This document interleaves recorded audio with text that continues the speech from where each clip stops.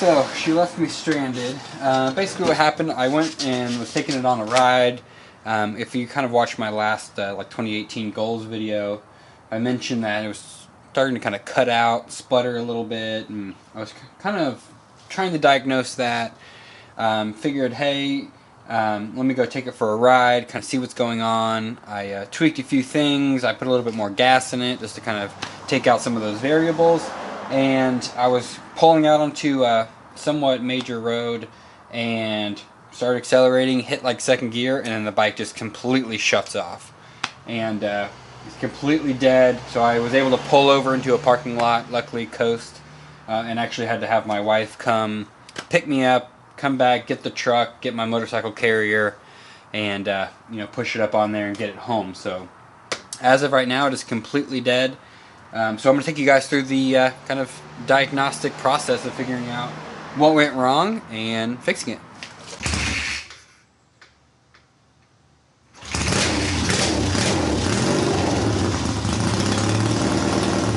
Alright guys, so since we know it is a power issue, I got my test light out. This is one of the simplest kind of diagnostic tools there are.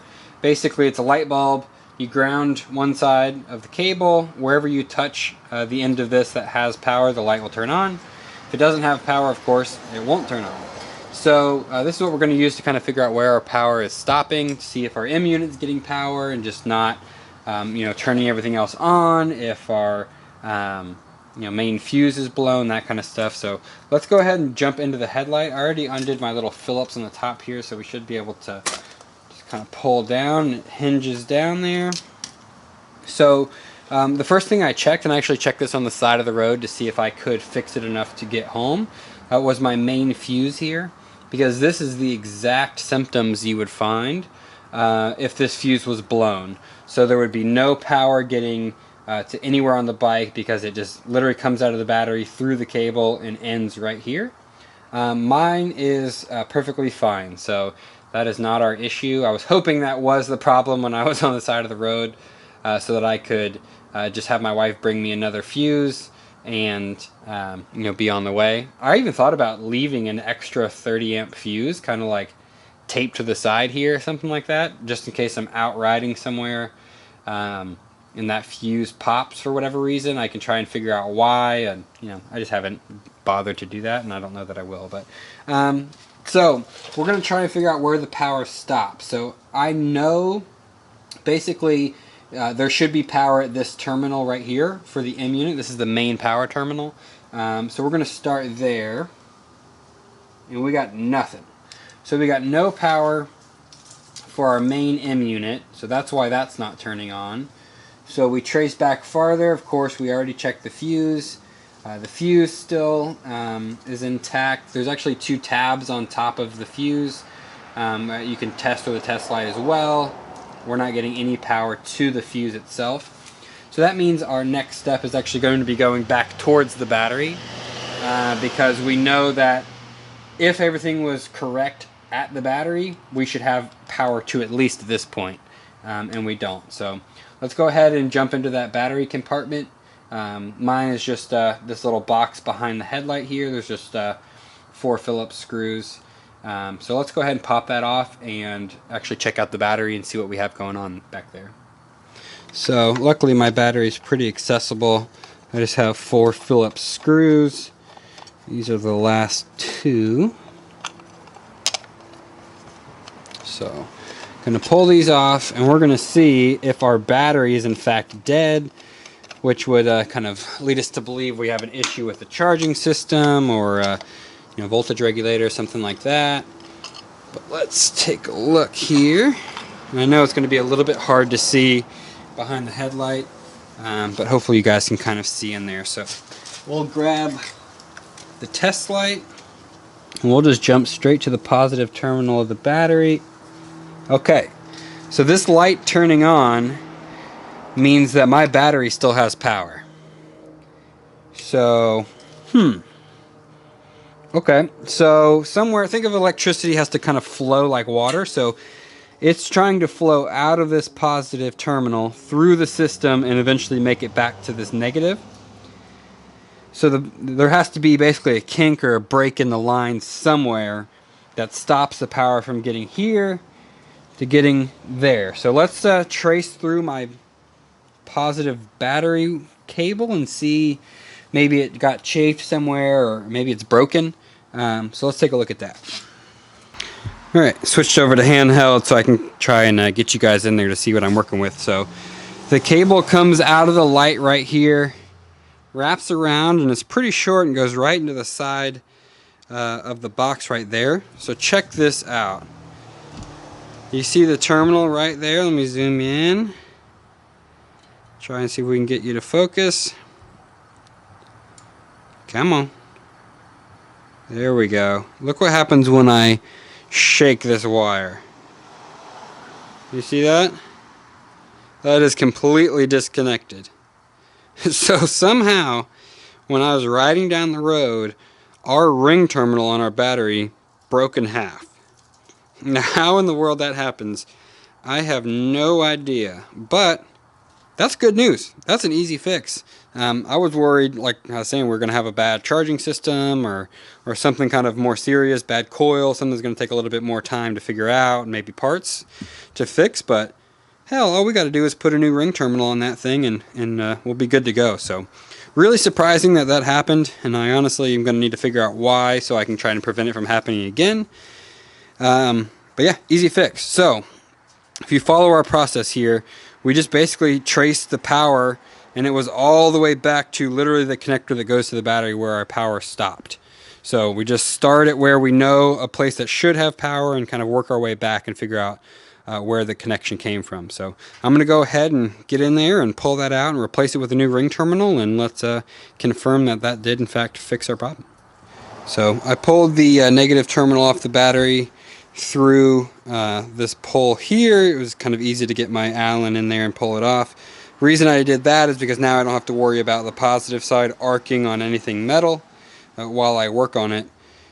So yeah, here we are. Here's the ring terminal that was on the battery, and here's the remaining piece of it kind of hanging off here, and that just somehow vibrated or whatever and broke itself in half. So definitely a first for me, but luckily, like I said earlier, an easy fix. So I'm going to pull the rest of the terminal off here, make sure that's nice and clean. We're going to replace it with, yeah, I guess a better quality one, because that one definitely just broke in half. So, yeah, we'll replace it with a new one, and then kind of put it all back together and see what we need to do to kind of prevent that from happening. I'm thinking there was maybe just a little bit too much tension down on the wire, so it was kind of pulling on a little bit, and the vibration just kind of worked its way back and forth. So I think if I just give it a little bit more slack up here, the wire actually going into the side here, it'll have a nice kind of straight shot and won't have any tension pulling either way to kind of stress it and end up breaking it in half. So I'm going to pull the rest of that off, swap it over, we'll put it back together and test. We got our new terminal put on there. So the one I was using before was the one that actually was supplied with the M unit. So I'm not entirely sure of the quality. The one I'm using now is from the same kind of kit that I got to wire up the rest of the bike, and all of those have been working fine. So I trust that this one will be a little bit better, plus a little bit of extra slack will help us. So I'll throw a link to all of the stuff I'm using. If you guys remember from the last video, I have that Amazon, it's called an influencer link, and basically what that means is I have like a little store on Amazon that has all of the parts and tools I use for all of my builds and my riding gear and everything. So I'll make sure that this terminal kit and heat shrink and everything that I'm using are on there, as well as a test light, and here in a little bit I'll show you guys that power probe, just so you can kind of get an idea of when you're diagnosing a bike, the process to go through. So all of that's going to be in the first link in the description, but let's start to get this all buttoned back up. Alright, so I got the new terminal on, and before I closed it up, I wanted to show you guys this tool.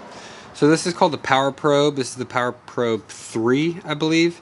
And again, it's on my Amazon page, so if you guys want to check this out, I think it's like 60 bucks, something like that, but it's basically like a test light on steroids.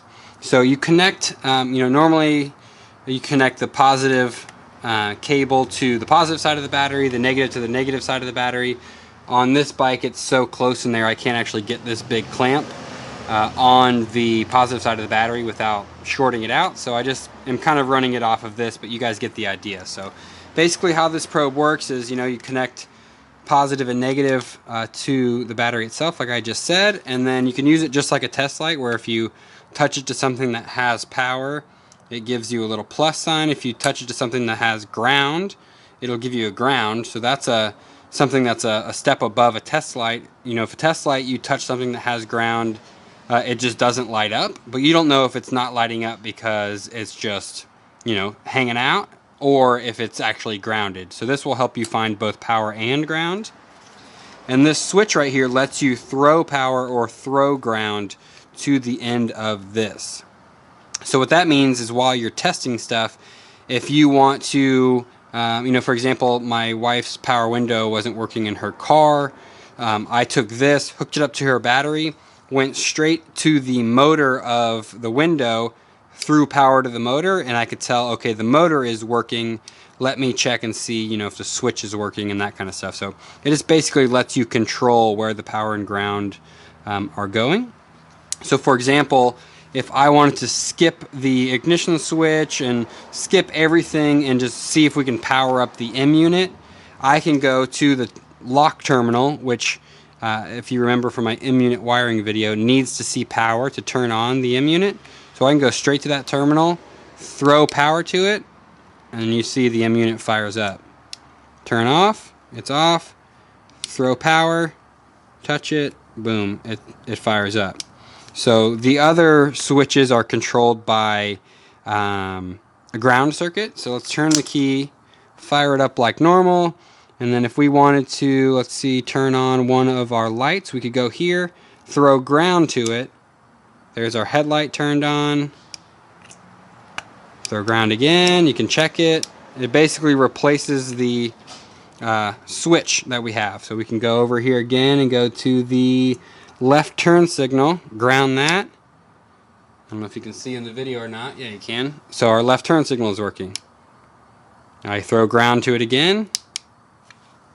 It turns off. So this just allows you to kind of diagnose if switches are going bad, and go straight to the component. And it's a really, really, really valuable diagnostics tool. So I didn't need it in this video, but I wanted to include it because this is kind of a, how my thought process goes when diagnosing a problem with a car or a motorcycle. So I figured it would be good to throw it in here. So check these out if you guys are, diagnosing a lot of stuff, or if you want to get to like the next level of, finding problems in cars and motorcycles and stuff. These are incredible tools. So now that we have that done, you can tell with our new terminal we have power just like we should. So I'm going to button this whole thing up, and we are going to test to make sure everything is working properly, and then fire up the bike and take it for a ride and make sure that that was in fact our problem.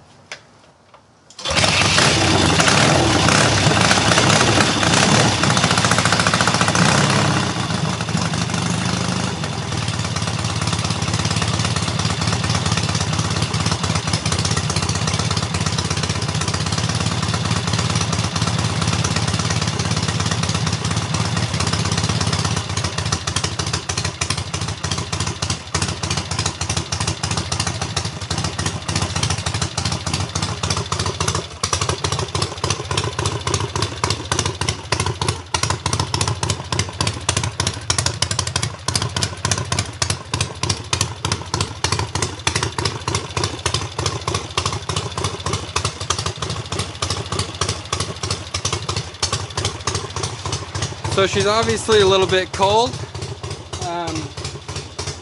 I'm going to throw on my riding gear while it warms up a little bit. take it around the block and just make sure that we fixed it and she's back running good to go. Fingers crossed that was our only issue, and hopefully the little hesitation I was feeling before was because that terminal was kind of vibrating and starting to disconnect and reconnect. We'll see. So let's throw our gear on and take it for a spin. Well, just got back. She's doing great. Rides exactly like it used to. No more hesitations, no more sputtering or any of that. So you know, last time it didn't do it until I rode it for like 20-ish minutes and got really hot. So I don't know that we're 100% out of the woods, but it's at least running really well right now and is in a good spot for me to be able to, you know, on a little bit warmer day, get out there and take it for a little bit longer ride and make sure that we don't have any more issues or anything. But so far so good. So I know this was a little bit of an interesting one, and you know, the kind of, I guess, diagnosis of everything went pretty easy because it was a relatively simple problem, luckily. But I hope you guys learned something. If you guys have any questions about you know, how to kind of do that process or the power probe or anything like that, let me know. We'll be making some more videos very soon. I'm off work tomorrow for Martin Luther King Day here in the States, and I plan on getting some work done on the Camaro as well. So yep, thanks for watching, guys, and we'll see you guys very soon.